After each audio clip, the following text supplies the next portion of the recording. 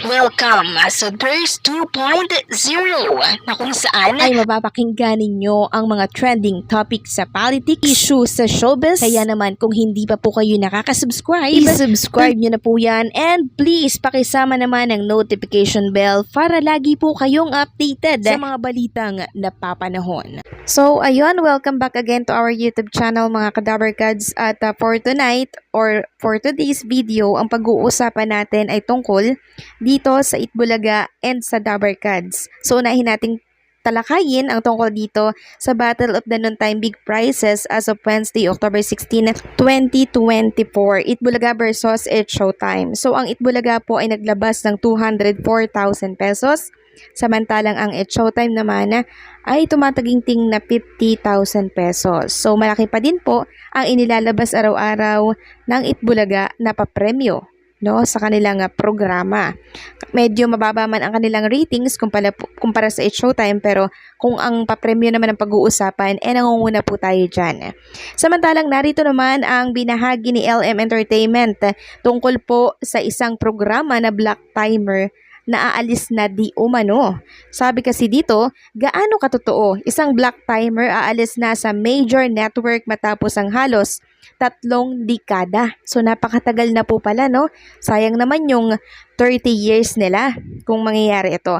Sabi dito, maugong na umano'y pagtatapos ng isang late night program makalipas ang 29 na taon sa telebisyon ng isang major network. Totoo kaya ito?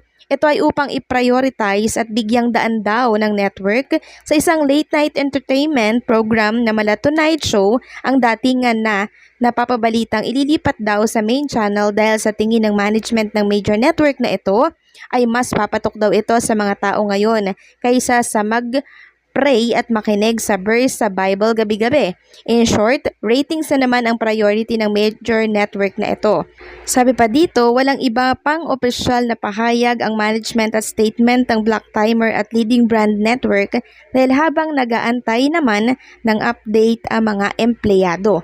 So ano kayang programa ang tinutukoy dito na LM Entertainment na 30 years na po na napapanood dito po sa telebisyon na magpapaalam. So, ano kayang show yan? Samantalang pag-usapan naman natin ang tungkol dito kay Bossing Vic Soto and sa family niya. So wala po si Bossing Vic Soto kanina sa live ng Itbulaga kanina, araw po yan ng Miyerkules. So marami po ang nagtatanong kung nasaan daw ba si Bossing Vic Soto, bakit wala ito sa Itbulaga. And sabi ko nga po, napag-alaman natin na nasa Japan ang buong pamilya at nagbabakasyon po sila. Kasama po itong si Tali. And syempre, si Pauline Luna Soto and si Baby Mochi. Kasama pa po ang iba po nilang pinsan. And kanina nga po parang nasa Universal Studio po sila dyan sa Japan na kung saan talaga namang mag-e-enjoy yung mga bata, yung mga kids na kasama po nila. Samantalang pag-usapan naman natin ang tungkol dito sa malaking announcement po ni Tito Soto kanina dyan sa live ng Itbulaga na kinagulat po ng marami. Tungkol ito sa magaganap po sa araw ng Sabado. Tungkol ito sa paghahanda po nila para sa isang malaking selebrasyon na gaganapin sa barangay. And ang buong Dabarkads nga daw po ay kasama sa pagsugod sa barangay. Yan po ang sinabi ni Tito Soto. Sila Maine Mendoza, si Raisa May, lahat po ng Dabarkads, maging ang Tito Vic and Joey, si Amber, ang mga SQ, kasama din po sa malaking sugod barangay na gagawin po ng Itbulaga by Saturday. Kaya naman, grabe po ang excitement ng mga fans, supporters, nang mapakinggan po nila ang announcement na to. And sabi po ni Tito Sen, abangan nyo daw kung saang barangay sila susugod sa Sabado. And right after ng announcement na yon ni Tito Sen, nadulas naman po itong si Alan Kay tungkol po sa lugar na susugurin po nila. Ito po ay nang sabihin ni Alan Kay kay Raisa May na, doon kami tutulog sa inyo, Raisa May. Taga doon ka naman eh. So dahil dyan sa sinabi po ni Alan Kay, marami po ang nagkaroon ng idea na sa Pampanga, sa Angeles, Pampanga po, pupunta at susugod ang mga Dabber Cats. Doon po sila unang susugod. So hindi lamang po isang beses itong mangyayari ha, kundi doble. 2 beses po daw itong mangyayari. Yan ay ayon po kay Tito Soto. Ibig sabihin, 2 lugar ang susugurin nila or 2 barangay po yung susugurin ng Itbulaga. So napakalaking stage ang nakaprepare na po dyan sa lugar na susugurin po nila. Yun ay kung totoo man nga po na diyan sa Angeles, Pampanga, no, gaganapin ang sugod bahay mga kapatid. Kasi po nadulas na si Alan Kay doon lang naman tayo nagbabase sa sinabi po ni Alan Kay na si Angeles, Pampanga, doon sila tutuloy kasi taga doon naman daw itong si Raisa May Dizon.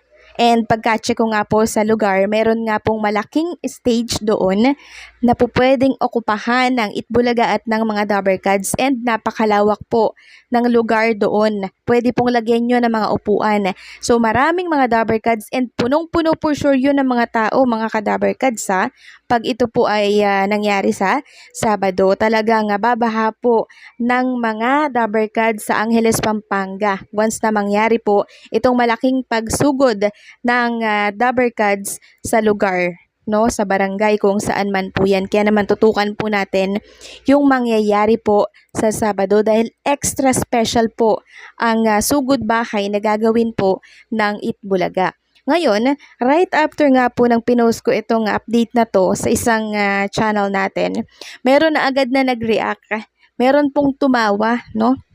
May tumawa po at napag-alaman nga natin na ito po ay isang supporters ng It's Showtime. Supporter po ng It's Showtime, tinatawanan po niya yung update natin na gagawin ng Dabber Cats sa susunod na Sabado. So bakit may pagtawa? Diba wala naman akong sinabi laban sa kanilang programa.